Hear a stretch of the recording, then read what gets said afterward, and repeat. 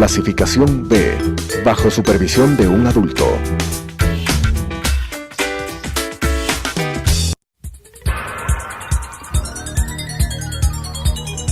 Las opiniones vertidas en este espacio por la producción y dirección del programa son de exclusiva responsabilidad de sus autores y de quienes intervienen en ellos.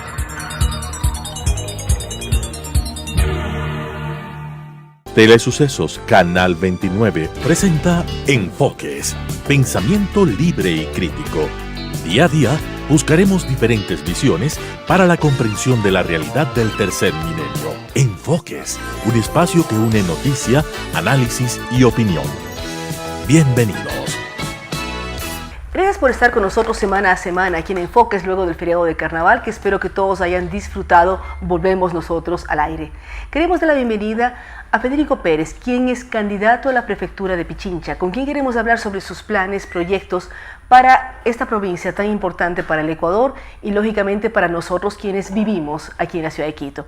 Federico, bienvenido a Enfoques. ¿Cómo avanza la campaña? ¿Qué proyectos está promoviendo para hacerlos en la prefectura y cómo es la receptividad de la gente? Bueno, muchas gracias. La provincia de Pichincha en este momento está en el puesto 22 de todas las provincias en el Ecuador, como la provincia sin empleo, como la provincia insegura, como la provincia que no tiene de ninguna manera una opción de progresar. Segundo, la ciudad de Quito es la quinta ciudad más alta de inseguridad en el mundo, dicho por Washington Post y dicho por New York Times. Cuando uno suma todos estos eventos, entonces dice, debo participar. No soy la solución, como uno puede entender. Pero o sea, no hay varita mágica. No existe, pero obviamente por experiencia y por conocimientos de la función pública versus la función privada, creo que se pueden llegar a conclusiones muy interesantes para hacer de esta provincia la primera provincia nuevamente referente en el país. ¿Cómo lograrlo? Usted tiene una historia política, una historia de trabajo en el mundo público también. ¿Cómo lograr que Pichincha vuelva a posicionarse cuando hace pocos años se desmembró la parte de Santo Domingo, no sé si para bien o para mal, pero cómo lograr volver a reactivar el aparato productivo? El problema más grave es el desempleo, pero también el tema de inseguridad. Tenemos olas migratorias que tenemos que recibirlas porque uno tiene que ser solidario con venezolanos o colombianos o cubanos o haitianos, pero cómo hacer que todo esto funcione y permita nuevamente a la provincia y a la ciudad despegar y ampliar sus posibilidades. El lamentarnos de que la provincia de Pichincha tenía 14.644 kilómetros cuando quien habla fue prefecto y hoy día tenemos 5.700, no soluciona el problema. O sea, de 14.000 bajamos a 5.000. A 5.700. O sea, es menos de la mitad de lo que teníamos antes. Menos de la mitad, es la tercera parte de lo que fuimos. Y por supuesto también en términos de población. Antes teníamos 2.840.000 en mi tiempo, hoy día somos 490.000. Porque ya no queda el Quito metropolitano tampoco dentro del proyecto. Por lo tanto, Pichincha se ha reducido, no solamente en cuanto a potencial de orden económico, pues no nos olvidemos que Santo Domingo, La Concordia, Villegas, Monterrey, Las Golondrinas, etcétera, etcétera, eran emporios productivos impresionantes. Y eso evidentemente no solamente generaba fuentes de empleo, sino también generaba una riqueza impresionante. Todo eso se perdió, pero no hay cómo lamentarse. Hoy día tenemos lo que estoy diciendo en número de kilómetros. Y mi importancia es trascendental. Uno puede pensar en Tabacundo, en Pedro Moncayo, en Cayambe, todas las zonas del norte, el noroccidente, que además son zonas extremadamente ricas. ¿Cómo echar adelante a proyectos emblemáticos como el canal de riego Pedro Moncayo, Tabacundo, que sale de Cayambe? Pero, sí. O sea, yo digo, eso arrancamos en el siglo XX. Se han hecho varias preinauguraciones en el gobierno anterior y todavía no funciona. O sea, ¿cómo lograr como prefectura volver a reactivar y que la gente confíe en proyectos como estos tan importantes? Bueno, lo que pasa es que necesitamos, evidentemente, prefectos y alcaldes que no sean políticos de profesión, que sean al mismo tiempo creadores y que den la opción y la posibilidad a los emprendedores y a los innovadores de generar fuentes de empleo. No nos olvidemos de una cosa, el proyecto de riego Tabacundo, antes hoy llamado Pedro Moncayo Cayambe, fue iniciado por nosotros en 1994. Costaba $33 millones.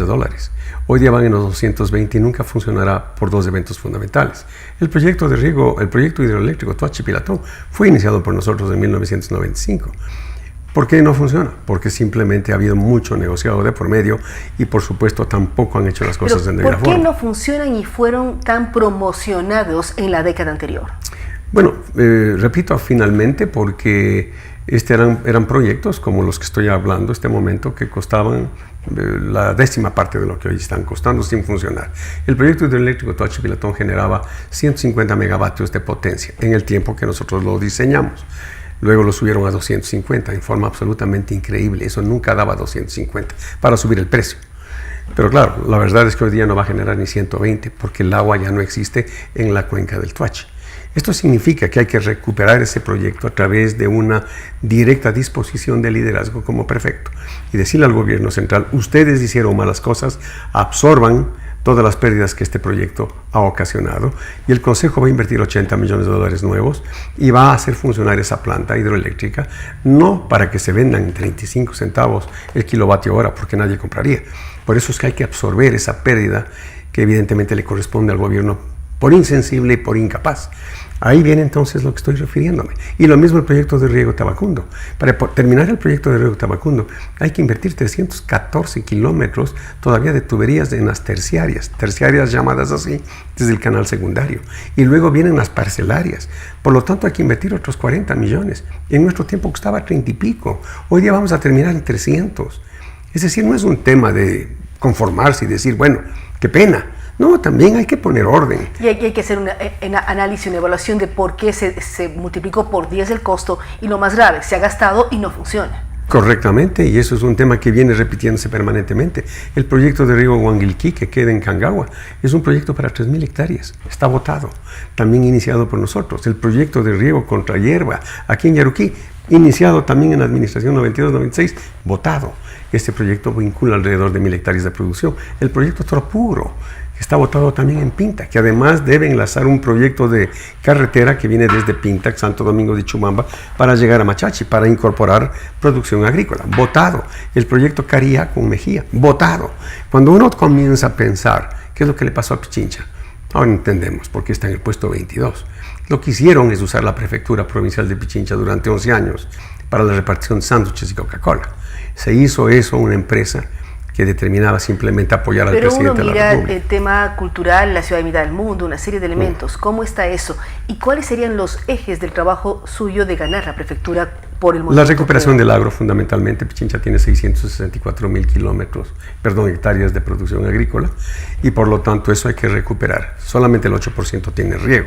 Haciendo los 5 proyectos que estoy mencionando, vuelve a tener entonces 90.000 hectáreas de producción agrícola. Ahora, ¿por qué confiar en usted? Es la pregunta que pueden hacer sus Claro. votantes. Si usted dice, en el 94 inicié, han pasado casi ya no sé cuántos años, Sí, 30 años, 23 años. más de 20 años, y los proyectos siguen y siempre hay propaganda de los proyectos, pero no se inauguran o no funcionan, mejor dicho. ¿Por qué confiar? ¿Por qué marcar la diferencia con los otros candidatos o candidatas, que hay muchísimos, y decir vamos a cumplir? Eso es una linda pregunta, y tal vez a mí no me corresponde de ninguna manera contestarla, porque se vería muy prepotente, muy arrogante. Pero es evidente que hay que haber una diferenciación. La provincia de Pichincha necesita generar empleo. ¿Cuál es mi profesión? Generación de empleo.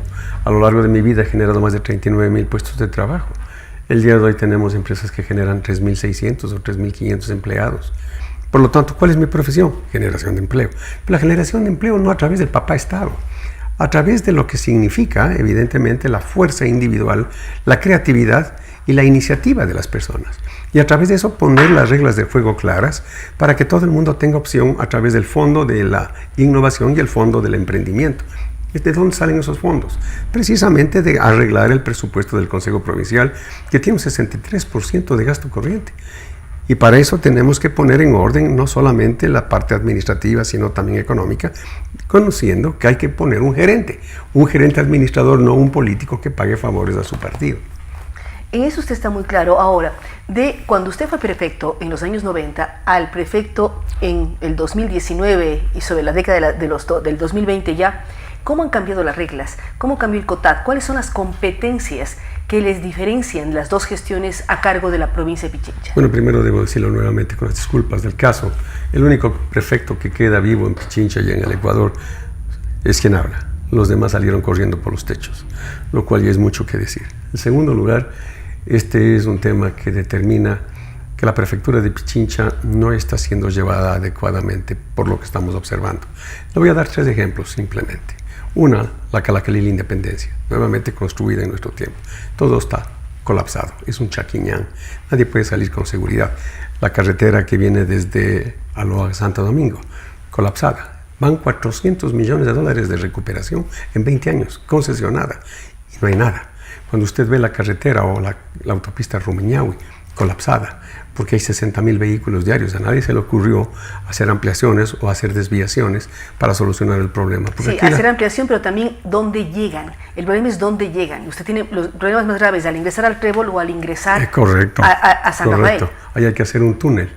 Más bien dicho, hay que hacer un puente que llegue desde Monjas a 8 metros bajo lo que es la carretera o la vía oriental, ingresar a la loma, que en este caso sería la Tola, llegar directamente hasta el Arbolito, en el parque del Arbolito, pero hacer una desviación dentro del túnel para llegar también ahí vuelvo a la pregunta, Federico, ¿cuáles son las competencias del gobierno provincial frente a los gobiernos municipales? Que además hay un cambio. Antes ustedes, ahora son prefecto y viceprefecto en la misma papeleta, así es. Pero antes se nombraban consejeros. Ahora los alcaldes de cada cantón son los consejeros con los cuales trabajarán. Correcto, y además son 7 los mejores votados de las juntas parroquiales, es decir, son 15.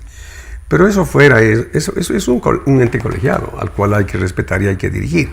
Pero el problema está dado en lo que usted acaba de mencionar, Claudia, y es el hecho de cuáles son las competencias. Y desde que se iniciaron o se inventaron las excusas, evidentemente nadie queda mal. Y desde que se inventaron las competencias, peor, nadie queda mal.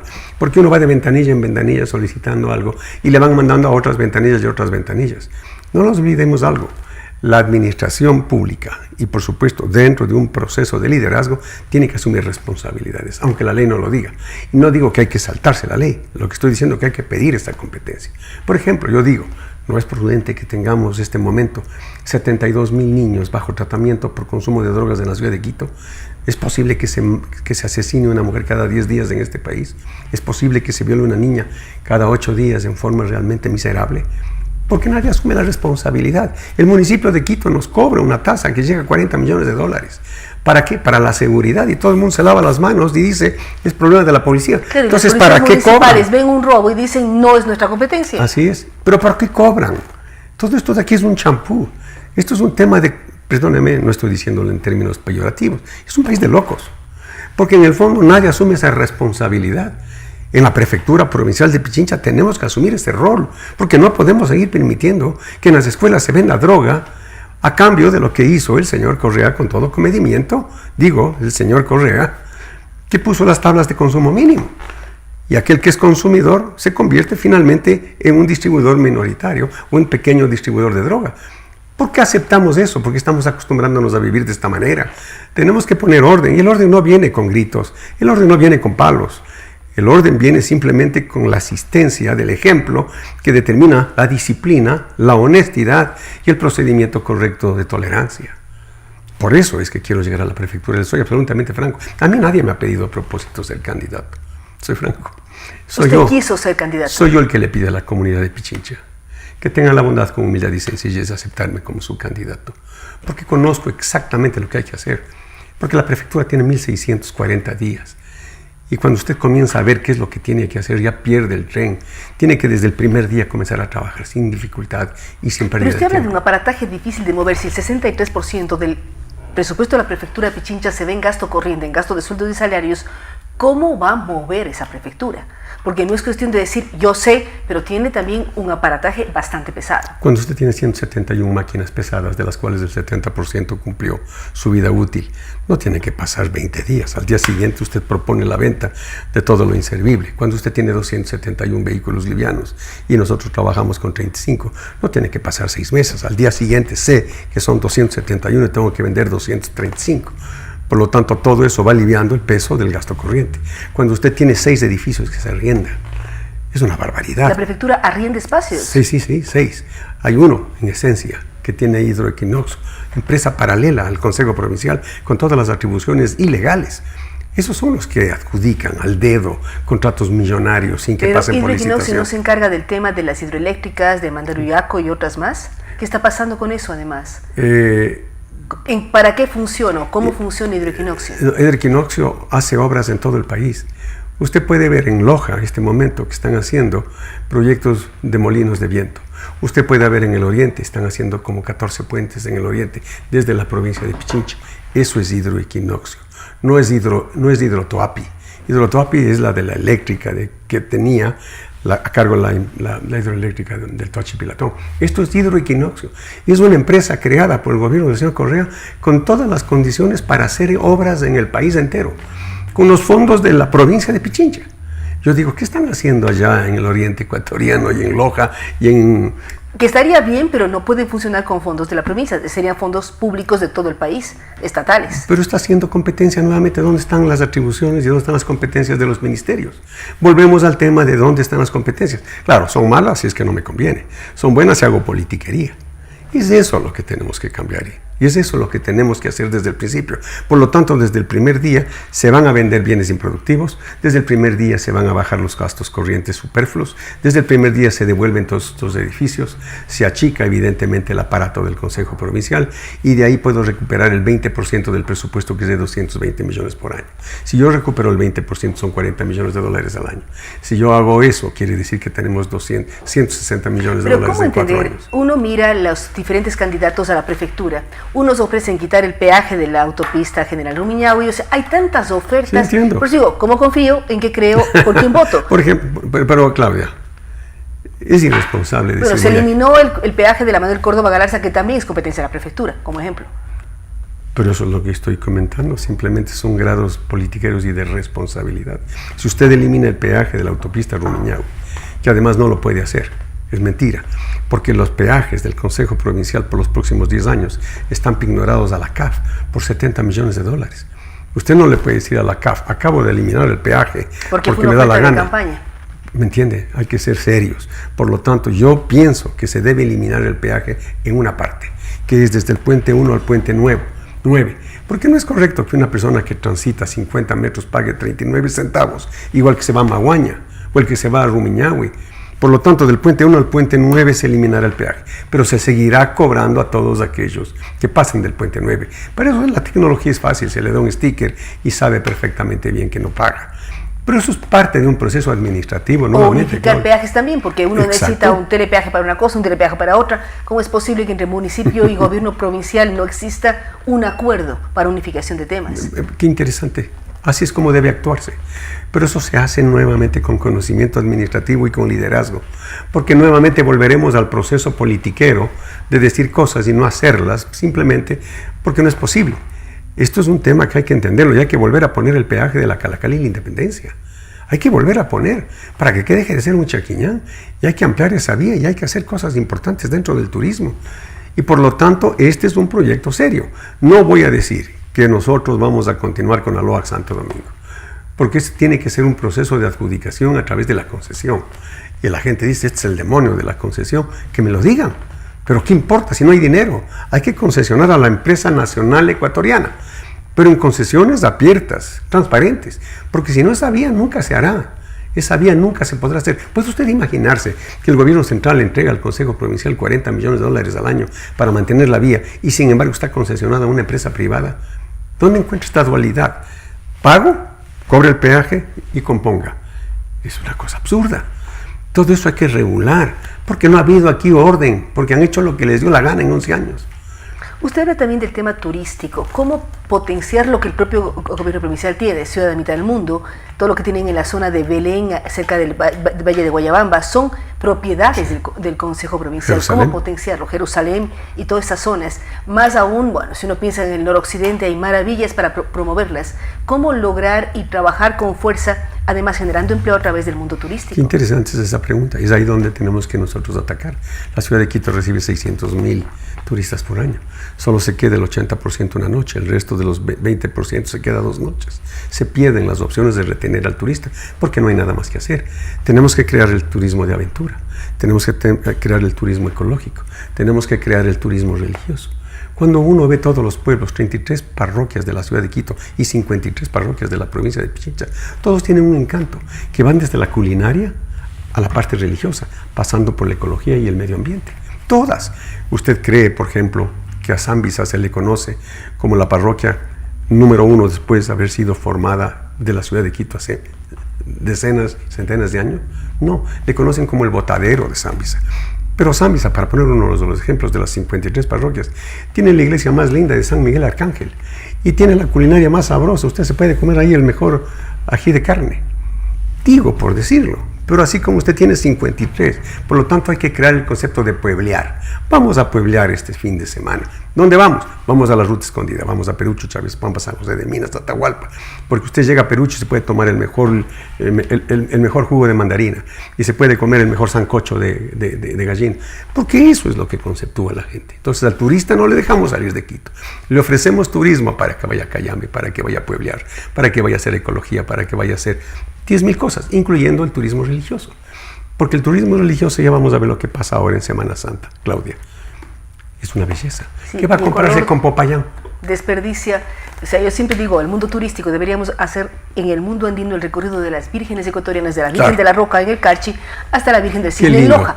Cada provincia y cada pueblo tiene una historia ligada a la Santísima Virgen. Así es. ¿Cómo no lo promovemos? No sé. Porque cuando llega el turista acá le dice, quiero irme a los lagos de Imbabura, y esa no es mi responsabilidad. Yo llego solo hasta Pichincha. ¿Cuál es el problema? Si el país es uno solo, tiene que integrar usted un proceso turístico como el que me acaba de mencionar, que es una maravilla. Por lo tanto, hay que meter en la cabeza a los demás perfectos de que no termina la provincia de Imbabura y comienza al lado del Carchi. Termina en el Ecuador al final. Por lo tanto, es eso lo que hay que cambiar en la mentalidad de las gentes. Y por eso necesitamos, repito, con todo respeto y comedimiento, alguien que entienda el concepto empresarial y que genere fuentes de empleo y riqueza a través de lo que estoy diciendo. Hay muchas cosas para hablar y espero que se logren concretar para la provincia y el país en general. Queremos agradecer a Federico Pérez, quien es candidato a la prefectura de Pichincha por Movimiento Creo Listas 21. Así es que ustedes tienen la opción, hemos traído diferentes candidatos a diferentes dignidades. La decisión está en nuestras manos para ir a votar el próximo 24 de marzo. Nuevamente, gracias a Federico Pérez, gracias a ustedes que nos acompañan semana a semana aquí en Enfoques. Les esperamos el próximo lunes. Las opiniones vertidas en este espacio por la producción y dirección del programa son de exclusiva responsabilidad de sus autores y de quienes intervienen en ellos.